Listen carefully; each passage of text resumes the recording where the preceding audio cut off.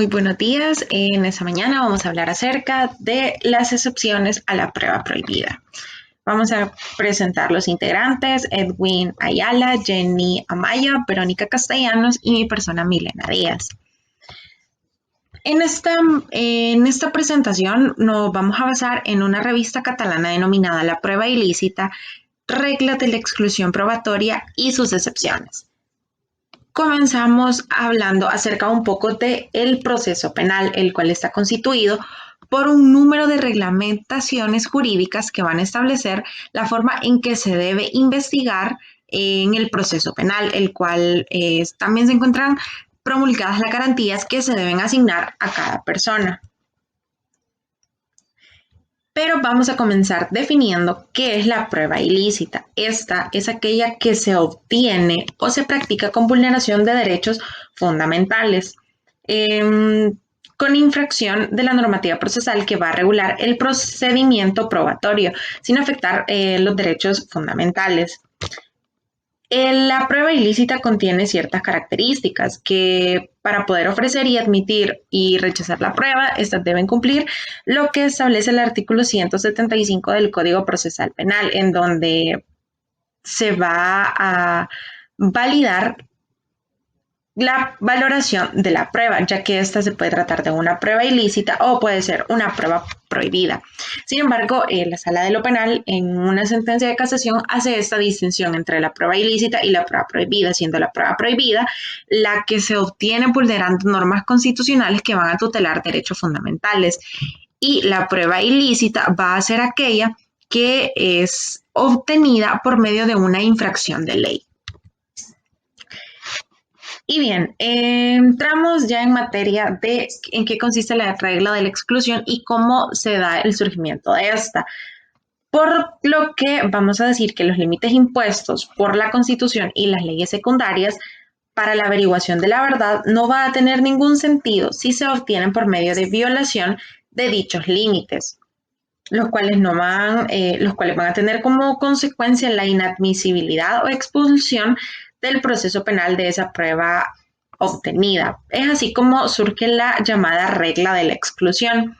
Sin embargo, el origen de esta se remonta en el año de 1914, en un procedimiento penal federal que se dio entre Weeks versus Estados Unidos, en donde aquí se va a formular por primera vez esa prohibición de la utilización de la prueba mediante búsquedas y comisos ilegales, en donde se va a argumentar que de ser admitida esta prueba, se violentaría la enmienda de la Constitución estadounidense. Por lo que sabemos que la regla de la exclusión va a establecer que todo elemento de prueba obtenido o incorporado al proceso mediante una violación de una garantía constitucional debe ser excluido, al igual que los actos que se deriven de ella.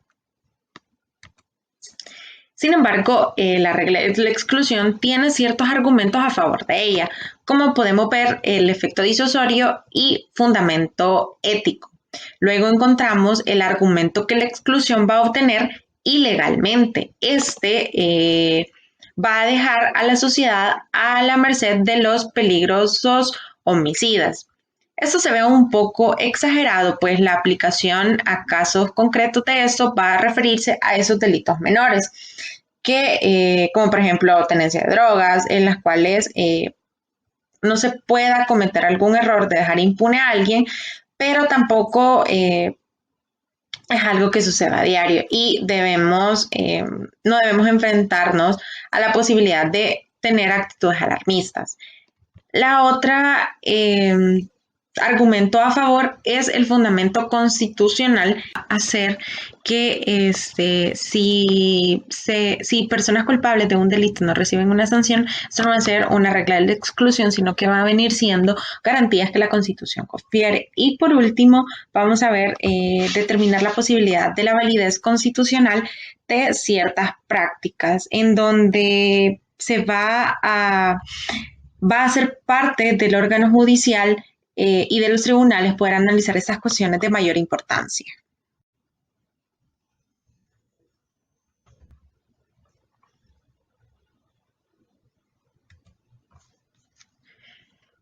El modelo teórico del que vamos a hablar es el modelo norteamericano. Este modelo norteamericano se caracteriza por la desconstitucionalización de esa regla de la exclusión, la cual se encontraba al principio vinculada con la cuarta y quinta enmienda de la Constitución de Estados Unidos, en donde se prohibían esos registros y detenciones arbitrarias sin que existiese una causa probable y autoincriminaciones involuntarias. Sin embargo, al pasar de los años, la Corte Suprema Federal norteamericana estableció que el fundamento de este era disuadir a la policía de llevar a cabo actividades de investigación ilícitas. Eh, se presentan en ciertos casos, como por ejemplo Estados Unidos versus Calandra, en donde se iba a declarar que el principal propósito de la exclusión de las pruebas ilícitas era, si no, ese único de evitar que las conductas policiales ilícitas eh, fueran esas reglas que excluyeran la prueba y fueran obtenidas por medio de la violación de la cuarta enmienda. Sin embargo, ese modelo norteamericano está encaminado a evitar estas conductas policiales ilícitas en la obtención de las pruebas. Sin embargo, este modelo no deja de ser discusión entre cuestionar esa regla de exclusión al esta no estar comprobada empíricamente, por lo que la misma regla realmente es eficacemente disuasoria de conductas violatorias de derechos fundamentales, lo que produce como efecto indirecto es un reforzamiento de derechos reconocidos en la enmienda, por lo que esto se vuelve de carácter disuasorio. Sin embargo, este modelo por parte del Tribunal Supremo Federal norteamericano lo ha descartado cuando las pruebas se obtengan por medio de particulares o policiales que sean extranjeros. El Congreso norteamericano, en base a la regla, dice que es ineficaz para el logro de su finalidad al existir otros medios alternativos que son más adecuados y eficaces para poder obtener esta prueba. Sin embargo, esta situación aún no se ha producido. En esta ocasión voy a hablar sobre la jurisprudencia acerca de la prueba prohibida. Y hay que decir que la primera aparición de esta fue en jurisprudencia norteamericana de Estados Unidos en el año de 1914, en el caso Estados Unidos versus Weeks. Los hechos se resumen de la siguiente manera. Una mañana un grupo de agentes policiales golpean la puerta de la casa del señor Weeks y decomisan una serie de documentos que pueden servir para imputarle un delito relacionado al contrabando de billetes de lotería a través del correo. La Corte Suprema de Estados Unidos, en su resolución, dijo que la forma en cómo había sido obtenida este medio probatorio vulneraba lo que se encontraba en la cuarta enmienda de la Constitución de Estados Unidos, el cual es el derecho a la privacidad, ya que estos policías ingresaron a la casa del señor Wick sin su consentimiento. Y eran documentos privados los que habían decomisado. Entonces, a través de esta resolución, la Corte Suprema crea esta figura llamada regla de exclusión, que nosotros en el país le conocemos como la prueba prohibida. También hay otros casos en jurisprudencia norteamericana, como por ejemplo Estados Unidos versus Calandra y Estados Unidos versus James, donde el meollo del asunto es el mismo. Elementos u objetos que pueden servir de prueba que han sido obtenidos a través de medios que vulneran garantías o derechos constitucionales. En estos dos casos, la Corte Suprema dijo que esta regla de exclusión es un límite al poder punitivo del Estado. ¿Sí? Limita los actos que el Estado va a poder realizar para perseguir la justicia. Y además de eso, dijo que en tema de jurado, cuando hubiera jurado, esos no iban a poder decir si existía o si era aplicable la regla de exclusión, porque la labor del jurado es dictaminar si existe un delito o el grado de participación que tuvo el imputado en el delito. Mi nombre es Jenny Diana Maya Alemania. A continuación les hablaré sobre la regulación de las excepciones a la prueba prohibida en El Salvador. El artículo 175 del Código Procesal Penal contempla la legalidad de la prueba. En su inciso primero nos establece que los elementos de prueba solo tendrán valor si han sido obtenidos por un medio lícito e incorporados al procedimiento conforme a las disposiciones de ese código. Debemos tener en cuenta dos nociones básicas que de este inciso primero se desprenden, que son el principio de legalidad de la prueba y significa que los elementos de prueba deben obtenerse e incorporarse al proceso conforme a los principios y normas previstos en la ley. Y el segundo de ellos es el principio de licitud de la prueba, el cual supone que toda prueba debe obtenerse y practicarse con respeto a los derechos fundamentales. En su inciso segundo, el artículo 175 nos continúa diciendo que no tendrán valor los elementos de prueba obtenidos en virtud de una información originada en un procedimiento o medio ilícito. En estas primeras frases debemos de relacionar el principio de licitud, que es el aplicable cuando nos refiramos al tema de prueba prohibida. No obstante, lo dispuesto en el presente inciso, cuando los elementos de prueba hayan sido obtenidos de buena fe, por hallazgo inevitable o por la existencia de una fuente independiente, y deberán ser valorados conforme a las reglas de la sana crítica cuando corresponda. Recuerda que las reglas de la sana crítica para valorar son la lógica, las máximas de la experiencia y la psicología. Hablemos de la primera excepción a la prueba prohibida, que es la buena fe. Y es que se ha entendido que ella aplica cuando los funcionarios del Estado, usualmente policías, no han procedido maliciosamente o muy temerariamente a la transgresión de una garantía de índole constitucional en la obtención de la prueba. No obstante la vulneración de una regla de garantía, la misma puede ser valorada por el juez sin afectación de su ilicitud. Un supuesto puede ser en que la actuación policial se desarrolle con la creencia del amparo de una ley que con posterioridad es declarada inconstitucional. Un segundo supuesto puede ser un procedimiento en que el policía o fiscal tiene la creencia de que su actuación está amparada en un mandamiento judicial legal. La segunda de ellas es el hallazgo inevitable, y es que no cabe la exclusión de la prueba cuando la misma ha sido descubierta inevitablemente por una actuación policial o fiscal respetuosa con los derechos fundamentales, independientemente de la inicial ilicitud cometida. Pero ojo, que acá se exige la demostración fehaciente por parte de las acusaciones de la inevitabilidad del descubrimiento, esto es, que la prueba obtenida como resultado de una violación inconstitucional hubiera sido descubierta por medios lícitos e independientes de la conducta ilícita original. Un supuesto puede ser un allanamiento ilegal, aunque puede variar según las complicaciones de cada caso. Y es que el problema de las excepciones de la prueba prohibida que se nos presenta es que debemos de tener en cuenta lo que se nos explicaba del núcleo de los derechos fundamentales o de los derechos humanos, que podemos traspasar, ya que no son absolutos, podemos traspasar de cierta manera estos límites, lo que constituiría la clara del huevo, pero no podemos transgredir la yema porque eso sería un extremo que ya no sería permitido. Y es eso de los principales problemas que un juez o una jueza se enfrenta para valorar estas excepciones a la prueba prohibida, que no siempre terminan siendo aceptadas. Un segundo ejemplo puede ser que en un interrogatorio ilegal en el que un imputado confiese datos que de una u otra manera siempre saldrían a la luz por previas investigaciones.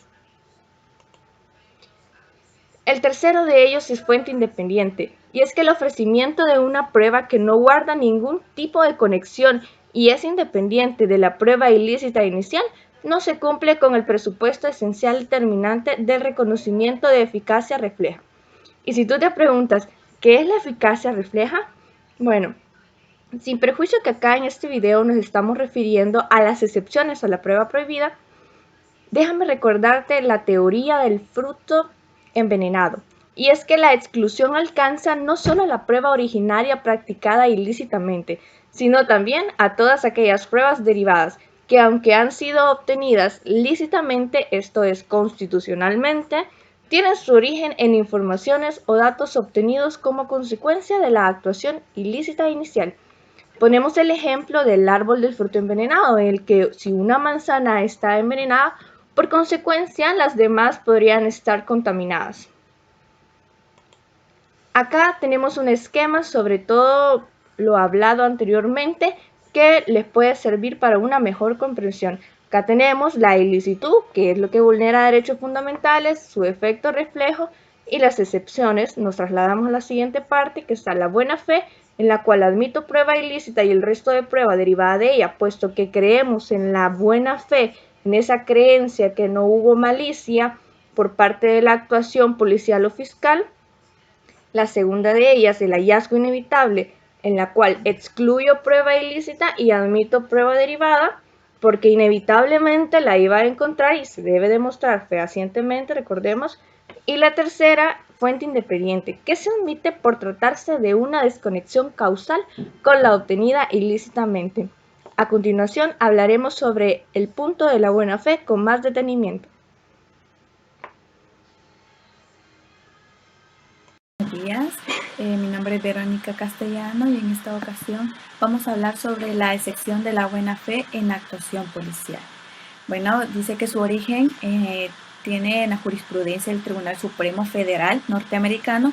Así se aplicó en el caso de León versus US, en un supuesto en que la policía efectuó un allanamiento en un registro domiciliario basado en un mandamiento judicial que creía válido, pero que posteriormente un tribunal superior concluyó que se había violado la cuarta enmienda, pues había sido emitido sin concurrir causa probable, y a pesar de ello la Corte Suprema permitió la presentación de tales pruebas obtenidas en ocasión del registro por estimar que la policía había actuado de buena fe, en la creencia que su actuación estaba amparada en un mandamiento judicial legal, por lo que no podía predicarse una finalidad disuasoria de la exclusión. Bueno, en este caso se argumentó que en dicha sentencia, que más adelante vamos a ver, que es la 22/2003, que cuando la policía actúa de buena fe en la creencia de que su comportamiento se ajusta al ordenamiento jurídico y no viola derecho fundamental alguno, la exclusión de la prueba así obtenida carece de justificación, pues con ello no se consigue el efecto de prevenir conductas policiales futuras de carácter ilícito. Más adelante nos sigue explicando que la regla de exclusión carece, en este caso, de eficacia disuasoria.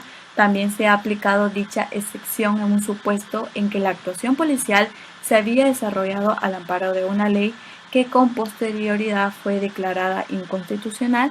Bueno, y ahí está citado el caso de Michigan versus Filippo.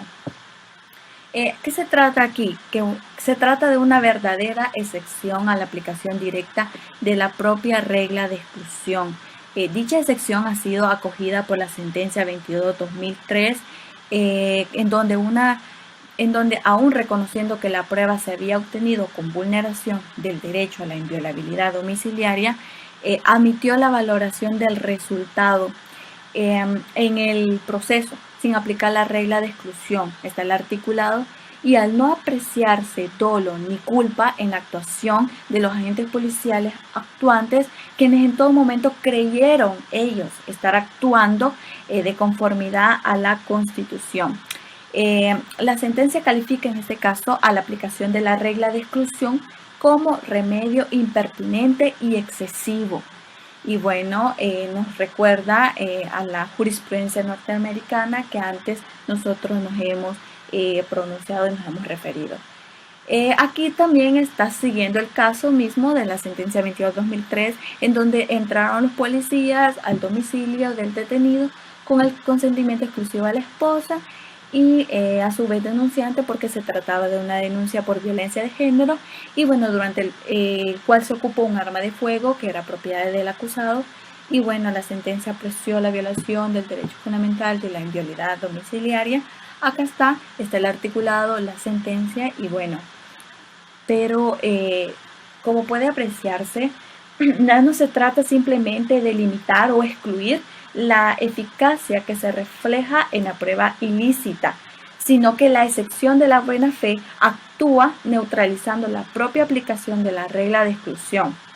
admitiendo la utilización probatoria de aquellos elementos obtenidos directamente con violación de derechos fundamentales. Desde la posición preferente que se ocupan los derechos fundamentales en nuestro ordenamiento jurídico, nos resulta admisible la aplicación de dicha excepción de la buena fe. Y en estas líneas pues se pronunció, aquí citamos el magistrado Guillermo Jiménez Sánchez, que dio su voto particular a la sentencia 22/2003 y quien advertía que hasta este momento nunca se había cuestionado la legitimidad constitucional de las pruebas ilícitas ni establecido a su respecto excepción alguna. Y aquí vemos cómo reacciona el magistrado Jiménez Sánchez. Dice que pese a su inexistencia de dolo e imprudencia, pese a la buena fe policial, desde la perspectiva constitucional nos corresponde afirmar objetivamente el registro así practicado, que se ha pronunciado una vulneración al derecho a la inviolabilidad domiciliaria. Ahora hablaré de la prueba prohibida en El Salvador. Según la sentencia de casación referencia 517 CAS 2007, hay una diferencia entre prueba prohibida y prueba ilícita. La prueba prohibida es aquella que es obtenida vulnerando derechos constitucionales, vulnerando garantías constitucionales y por medios prohibidos por la Constitución, por ejemplo, amenazas o torturas. Mientras que la prueba ilícita es aquella que no se obtiene por un medio lícito y que, al momento de incorporarse dentro del proceso, esto no se ha hecho según lo dispone el Código Procesal Penal. Lo único que tienen en común estas dos es su efecto, el cual es la exclusión de su vulneración. A continuación, pasaremos al análisis de un caso nacional, del Tribunal de Sentencia, resolución 1401-45-2006. Como primer punto, haremos un análisis de los aspectos medulares del caso.